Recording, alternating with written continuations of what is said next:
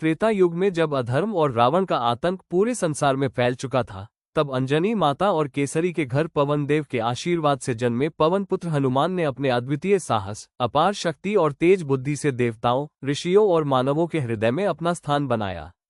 बचपन में ही उन्होंने आकाश में चमकते सूर्य को पका हुआ फल समझकर निगल लिया, जिससे पूरा ब्रह्मांड अंधकार में डूब गया, और देवताओं की प्रार्थना के बाद उन्होंने सूर्य को मुक्त किया। ये घटना उनकी असाधारण सामर्थ्य और बाल्यकाल की निर्भीकता का प्रतीक है।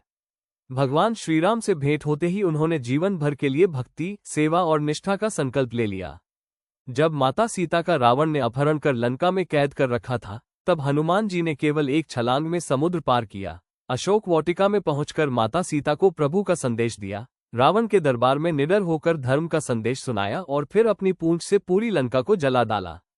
उनकी सबसे अद्भुत वीरता तब प्रकट हुई जब लक्ष्मण जी मेघनाद के बाण से घायल होकर बेहोश हो गए। उस समय वे बिना देर किए हिमालय की पर्वत श्रृंखलाओं को पार कर गए, पूरी संजीवनी पर्वत को उठा लाए और लक्ष्मण जी का जीवन बचाया।